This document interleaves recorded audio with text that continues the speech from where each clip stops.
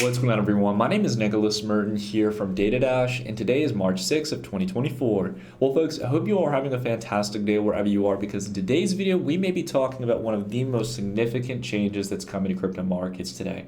I not only want to talk about the flash crash we saw yesterday from $69,000 all the way down to $59K, but I also want to spend some time to not only talk about the recovery, but compare this retest of prior all-time highs to prior ones in the past, and see whether or not we can gauge whether or not this has the room to continue charging forward, or if we should be expecting some form of correction. But beyond all that, we've got to talk about the biggest point of interest for me, which is a potential altcoin cycle, a potential major move in dominance for the much smaller and mid-cap plays in the crypto space. If you guys happen to like this video, consider dropping a like. It's a great way to support the channel, and let's go ahead and kick things off. So I want to start here by talking about the recovery here. As we saw, the collapse was pretty magnificent here. It was a huge pull down in the market. However, if we're taking a bit of perspective here, no matter if you're looking at the hourly, the daily time frame, whichever you're looking at, you can see that really this wasn't too bad. As much as this was very swift and quick and quite harsh at the retest of 69K, essentially we came down back to where we were between early March and late February. So this wasn't totally tragic for the crypto space. And we've seen altcoins rebounding alongside Bitcoin as well here. But generally speaking, up here towards around 67K. Not to mention, if we just take it here to the daily time frame, I think this puts it better into perspective. We didn't even come down after yesterday's correction to the 21-day moving average, before essentially buyers rode up a lot of that sell side pressure, right, into the close, and continue carrying that forward the next day. So there is a lot of optimism here, and I think more importantly, it's an important dynamic to understand, which is that the ETF flows, so long as they remain strong here and there's not the sell side pressure to accommodate that, this will continue charging forward. And when you have days like yesterday where Bitcoin goes down $10,000 and then is swiftly bought right back up, when you have people selling on events like the launch of the ETF and then eventually Bitcoin recovering, when you have Bitcoin retesting its previous all-time highs and it's getting bought back up, you got to be honest here that until that changes, until you break, say, the 21-day moving average and start getting some worrying signs, you got to lean into the trend here. Not to mention, I think just yesterday, it's important to understand we were hitting a lot of important psychological levels, not just Bitcoin's prior all-time highs, but actually the all-time high market cap for crypto in general. We were getting very close. The prior all-time highs around 2.6 trillion. We were at 2.5 yesterday. We can see here that volume has completely spiked up and gone parabolic, getting back up to where it was back in 2021. And along with that as well, the Fear and Greed Index got up to a reading of over 90 points, even higher than where we were back in December, and the highest we've seen here so far since the prior lows back in November of 2022. But again, taking a look back at prior cycles, which is, I think, an important thing for us to consider here, right? The market's faring very well now, but even compared to prior retest of all-time highs, right, back here in the past, for example, when we got back up to 20K, right, we faced some chop there, pushed sideways, and we had multiple retests on the 21-day, then had the steam to continue moving forward. We can see back where, for example, when I was getting into crypto at that time, I knew about Bitcoin for a long period of time, but this is where I really got interested as a trader, and I kind of put my doubts aside on Bitcoin. And essentially when we retested 1200, this pulled back from around 1200, 1300 down here towards 921, back down towards the 100 and 200-day moving average. A much more harsh reaction here versus what we're seeing. And now, if we just take a look here at what we saw back over the last 24 hours, the recovery has been pretty swift, and buyers aren't even waiting for the 21-day moving average. So I'm not saying that this is incredibly sustainable. All I'm saying here is that there's euphoria right now, there is optimism, and that is likely going to carry forward, I think. It's going to start leaking over into what is much more of a favorable play over the next couple of weeks and months, and that is a potential altcoin cycle. Now, you all know here on this channel, altcoins are our specialty here. We have made phenomenal returns back since in 2017 when we started betting on altcoins at the right period of time. And as time progresses, we get more data and understand how altcoin cycles actually play out. But essentially speaking, you all know here that while I've talked a lot about the focus on altcoins, I constantly echo this point that like altcoins, you only want to be within them in a certain period of time. When they are dirt cheap comparative to Bitcoin, when Bitcoin dominance is overextended and showing signs of not being able to continue expanding, and you want to make sure that you're in those plays that could really make solid multiples.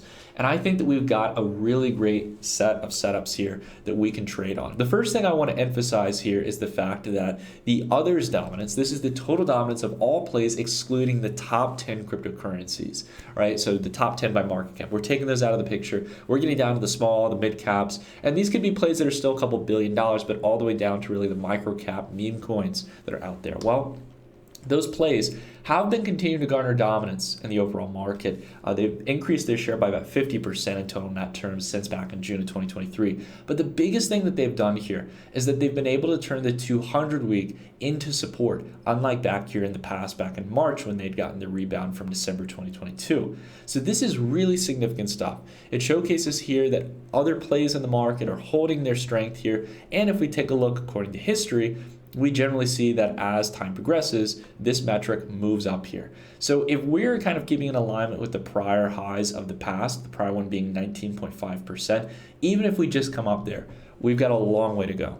But beyond that as well, if we go on to set new highs, maybe even go into say 25% or 24%, this means other coins out of the top 10 are set out to increase their dominance by twofold. Essentially being able to swallow up more and more market share, almost a quarter of the market share. And I think that that warrants some interest here, especially with the resilience on our momentum indicator here. The blue line is holding. We are holding on the 200-day and the 200-week. We're above here over the past 2 weeks, above that 21-day moving average, and we really haven't gotten above where we were back in December. So I think that this is where the focal point is. I think meme coins are an indicator of that. I think the resilience here on a lot of altcoin pairs with this flash, pullback we had back over the last 24 hours is a sign of that. Bitcoin dominance as well. If you take a look here, again, still not being able to really grow since back here in October, even with all the strength that it's had. We've started to see that ETH and many other plays are keeping up with BTC. So I think that that optimism is starting to leak out a little bit. And I know some people are saying, oh, I know Bitcoin's going to keep charging forward for a while. And maybe that could be the case, even maybe for another week or two. Maybe Bitcoin is really the star player and it's going to be hard to outpace Bitcoin unless you really nail the right plays. But it doesn't really matter what happens over the next few days, the next week. We're not trying to capture the absolute bottom. If we're getting in at a discount range that is going to be incredibly favorable for us for the next couple of weeks, where essentially you're going to eventually get that cusp where altcoins really start to surge, liquidity rotates, and people are going to start FOMOing in the other direction. That is where I want to be. I want to be positioned in those plays. Now, some of you may recall, we talked about XLM in our previous video, and there's two real big trends I want to talk about here that I think you need to keep your eyes on. The first thing here is that I think that there are a lot of oversold alts versus BTC that are going to make very quick, swift moves. These are a lot of the legacy momentum plays or legacy narratives in the crypto space. So for example, XLM here, right? Old play that's been around for a long time in the crypto space, however, has a history of making swift moves here, whether they're more moderate ones, like the ones that usually happen at higher levels here, like in January 2021, there was a 100% move in 2 weeks against Bitcoin. You had another move here as well, another 100% move back here between June and July. But we can see back here when you get towards these lower ranges on the pair back in history, we saw some significant moves for XLM. And XLM isn't certainly the center stage. It does tap into some things like real world assets and some of the traditional payment rail systems in the crypto space for institutions.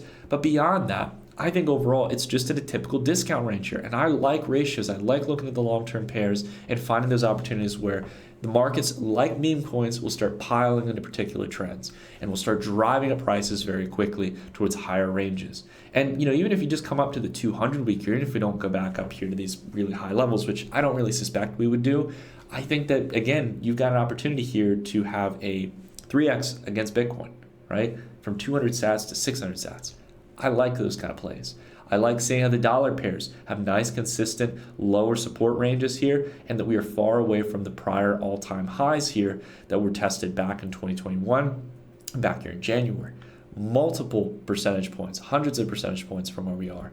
And I think that this also could be an XRP and some of those other traditional momentum plays. That's what I put these two plays into. They're really Momo trades, they're momentum trades that have this ability to really just kind of start pulling up here. In traditional equities, you have like gap and trade, essentially where you have these big moves. And usually people would look at that and think, oh, it's overextended or it's overbought. I'm not going to buy there. And it just keeps going and it keeps going and it keeps going. Similar to meme coins in that fashion. And I think as you're pressing up against the 200 week, we've seen historically, that is when things get really exciting. That's when things can start to really take off here, as we saw back in November 2020. But beyond that as well, I think there's also a couple of different trades you guys could watch. And one of those narratives that's been showing some kind of resilience, and I think is one of those plays that is at this point oversold, albeit I don't see a whole range of innovation in, and it's definitely not the center stage when it comes to narratives, is DeFi. For example, Aave against Bitcoin down 90% in its BTC pair, well below the 200-week moving average. And again, I understand, I'm usually someone I like to buy into strength, but at the same time, there are these opportunities where deadbeat plays in the industry can have really big moves in a short period of time. We saw in November 2020, a 56% move against Bitcoin here, along with that as well. We can see that there are some short-term bumps here like there was back here in June of 2022 where Aave moves up 100%. Generally speaking, I like to find these plays that are getting towards the lower ranges here and have the ability to make those moves up to test some of those larger moving averages. Aave as well in the dollar pair here again, building up a nice foundation from June of 2022 to September 2023. So it's generally speaking already in a nice trend here. It's not just against its BTC pair, it's also in the dollar pair. Compound as well, down 96.7%. A lot of these plays are just kind of screaming for like a short-term rally and their price action. And I think, again, you've already seen some of these back since June of 2022. You had an expansion here. And again, you've got this descending line of resistance or a general range of prior resistance in the past that easily from here on out is coming up on closely to 100% move against Bitcoin. So I think what you can get here is likely Bitcoin either continuing on with its price action to some extent, not too crazy, or maybe pulling back just a little bit, fading a bit in its dollar value, and that liquidity really rotating out into the altcoin sector where you're going to get opportunities where in a week, 2 or 3 weeks, you can make 80-90% returns on some of these plays once they start moving. Again, take a look at the dollar chart here. Nice solid momentum, solid foundation here built up on some of these plays, far away from those prior May 2021 highs on a lot of them. And I'm not saying it's going to go all the way up there. I don't know if these plays have the fundamentals to really get up there, nor the narratives and momentum to do that. But I'm looking for some really great trade opportunities where I can really rotate that capital, make some solid returns. Uni is an example here. I was just doing my TA here this morning and stuff, and it's already starting to move a bit more. Generally speaking, Uni, another really strong play here with the Uniswap protocol fee launching. That's another 80% move. I think some of these plays could really start to pick up as Ethereum is starting to pick up as well on the market. And I don't see ETH being able to easily make 100% moves. It's just become too big at this point versus what I would say is its fundamental value. Again, these things can definitely rocket and stuff, but it's very difficult for Ethereum and its market cap to be able to make these kind of moves, let alone these smaller altcoins around the narratives of DeFi, some of the strengths of Ethereum will actually be able to make in a much shorter period of time. Again, Uni USD chart really just taking off here, but as we've seen in the past, when it does that, you ride the trend, right? Again, in this case, it might shock a lot of people. Many people might want to wait around and stuff and wait for lower prices. You got to ride the wave when the momentum's there. When you're holding strong on that 21-day moving average, not even coming down to test it, this is the kind of FOMO, the excitement that can really get prices gapping up higher. Now, again, I want to emphasize that when it comes to the second big thing I want to talk about today, we talked about some of these kind of low runners, beaten down plays that could make easy 100, 200% moves in the event of an altcoin cycle. I think that a lot of that capital, kind of a broader move, could eventually rotate in to a lot of the narrative plays that we've been talking about. I'm talking about stacks, I'm talking about render, a whole range of different plays here that again have actually had a nice cool down in their BTC pairs. I like seeing this. I want to see that we hold on the 100-day moving average again. Like we did back yesterday. I want to see that there's a nice solid foundation around that range and the ability for this to start cusping up and making some of those longer term moves that we've talked about. Stacks, I think, could be the equivalent of the Solana of this cycle because of Bitcoin and the central focus of the Bitcoin ETF, and essentially Bitcoin DeFi still being such an untapped market. So that's where my real longer term interest is in the event of a longer term uptrend or potential long term bull market. But at the end of the day, I think that these plays here are ones to watch and radar. Another one as well, this is again, I think, one of the beaten down plays here in the market that also I think plays into a niche narrative of security and quite a big market as well, which is actually allowing for innovative DeFi to come back, and that's energy. Right? Energy here again, building up nice foundations. This is its BTC pairing here, right? The dollar chart's been doing even better, but if you take a look at its BTC pairing here, right, nice continued foundation of higher lows, holding on that 21-day moving average even with the pullback here. And if we just take a look back at history, guys, this thing can easily start to run up here. If you consider the market cap multiples of energy, like where it's at right now, it could easily get back to these prior highs in the past, right? So that's a huge high risk, high reward potential here set up. Actually, I'd say low risk, generally speaking, because we've been having this nice base build up here. You can easily come back up into that range, in my opinion, with something like energy. We already saw that there was a massive move back here in July. I think that there's a foundational ability to get back up there because of the fact that it has its strong fundamentals, and beyond that as well, has the ability here for price action to really just continue accelerating in the event of an altcoin cycle. Outside of that as well, there's a whole range of other different plays in the market that I've been watching, but I think these are ones just to highlight on right now for the time being, and we're going to continue to cover more here on the channel. If you guys want me to cover any particular narratives, if there are any particular plays that you want me to do some TA on, I'll try to do my best to cover them, but I really like to bring you guys what I find in the market as being some of the most compelling here. I love these kind of swing trade opportunities. I love the fact that, say, the 200-week here is coming up into this pocket, and price is usually magnetically drawn to some of these stretched out moving averages that hold historic significance, especially when you get that momentum across the board. It's not a matter of getting it absolutely right or getting the absolute best performing play. It's about getting it at the right time, riding the wave after you get that rotation from BTC to altcoins, and making sure that you maximize your ability to get in at the right time and get out, right? It's not that you have to get out of all of these plays and stuff. I think overall some of them are much more strong fundamental plays. Something, again, like energy, I think it carry forward for a long time. But I would say more for these kind of plays like the shorter term ones like XLM, plays like Aave, Compound, some of the DeFi ones, and then rotate towards those longer plays. Stacks, energy, I would play long-term plays like Render, etc. that are strong narratives, strong fundamental plays. They're the ones that are central focus of this rally we've had in crypto prices, and I think have the ability to hold out much longer term. Now, I want to go ahead and talk a little bit about equities because yesterday we had a pretty significant move down, one of the biggest moves down we've had since back in late January. This gap down was about a 1.65% move in equities, a retest back down to the 21-day. And the reason why I want to come here to the macro is that, again, anytime we come down to this 21-day moving average, we got to be a little bit on alert, especially when a single day's move was able to put us back where we were nearly a month ago. All right, so that NASDAQ momentum, it's just kind of creeping up now. We're not getting the kind of accelerated move we had before. It's not bearish. It's definitely still bullish right now, and we're holding on that 21-day. But if that starts to snap, right, if we start to break through that level, this could really be an early stage sign that the overall risk paradigm of being risk on assets is coming to a close. And I think that this is, again, aligning quite nicely with an altcoin cycle. I think we're getting towards kind of peak euphoria here where Bitcoin is charging forward, testing all-time highs.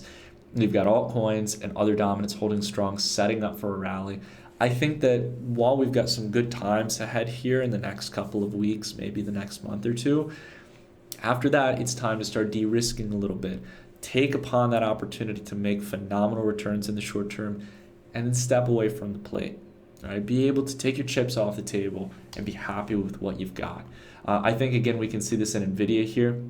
We've talked in one of our prior videos that NVIDIA could come up here to $1,000. I think that's the big even level that everyone's watching. It would be a near doubling from where we were back in January, which is just insane from a market cap appreciation standpoint. NVIDIA now is over $2.15 trillion.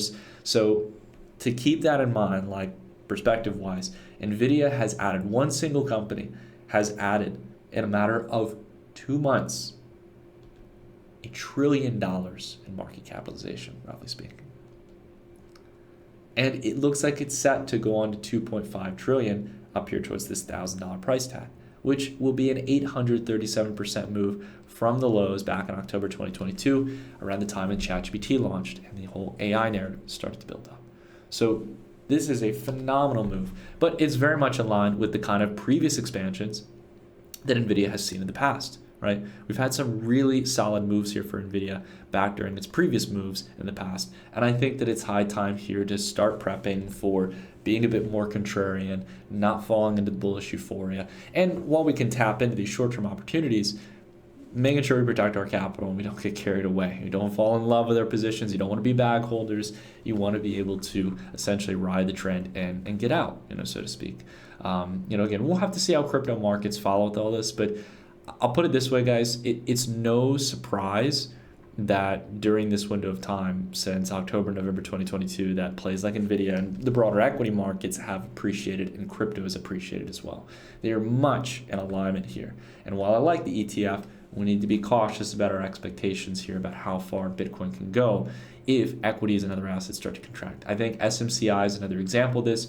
We're in the kind of parabolic buildup phase. This thing can run to big even levels very quickly, like $2,000. Like, you're going to see like these out the wazoo crazy moves, and then you're eventually going to see them start to correct back to reality quite quickly. The moving averages are far and extended away already. I know that we can probably get a bit more extended away, but then after that, you're going to see these things drop quite quickly when that risk-on sentiment fades. And I bring us back here to the ultimate chart, and that is the U.S. 10-year and U.S. 2-year yield. The yield curve. Now, right now, things are looking good. We're remaining inverted. In fact, that inversion has been growing here, which helps risk-on assets. Again, just kind of speaks to how much we're in la-la land. We haven't approached the recession that many people are expecting. But when that starts to tick up, you guys got to make it a weekly, at a minimum, weekly ritual to come back to this chart as a bit of a sanity check, just to make sure you don't get caught up in the euphoria. Because if you don't have these checks and balances in place, if you're just watching the altcoin charts, if you're not watching what the NASDAQ's telling you, if you're not watching oil prices, for example, if you're not watching the yield curve and looking for those signs that it's like, okay, whoa, inflation's coming back, yield curve's ticking back up, and uninverting, NASDAQ's not showing as much confidence signs, we're not holding on the 21-day, the 21-day might be acting as resistance. That's the kind of cues you want to look out for to de-risk heavily and get back into cash.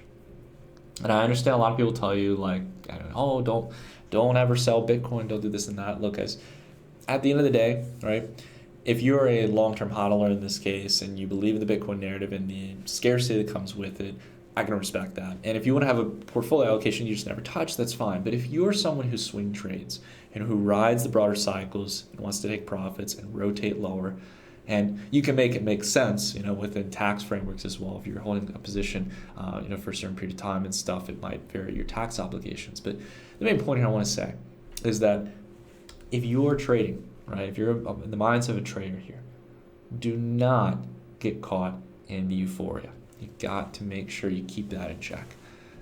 Unfortunately, there's not many people right now telling you that in crypto YouTube. And we've always been one of the channels, I think, who's done a pretty good job of that to preserve and protect your capital, while at the same time tap into some great opportunities. You can do some DCAing, of course. But I got to tell you guys, Bitcoin, global liquidity is not massively expanding. It's not a huge expansion right now. If you're using like the M2 money supply, if you're using central bank balance sheets, we are well overextended. But I think overall, if you look at global M2, we're kind of in alignment with where we were back in the kind of January 2021, May 2021 craze here for Bitcoin's valuation. So it might be able to go higher with the ETF, but just keep cautious here about that and see whether or not Bitcoin can continue to swoon the crowd here by continuing to easily stomach these kind of downturns with more upside. That's what I'm looking for. So that's it for today's video, everyone. Thank you all so much for watching. If you happen to enjoy it, consider dropping a like. And if there are any particular topics you guys would like me to cover, let me know down below in the comments. Hope you guys have a fantastic day wherever you are, and I'll see you guys right back here on Friday at 6 a.m. Eastern Standard Time. Take care, everyone.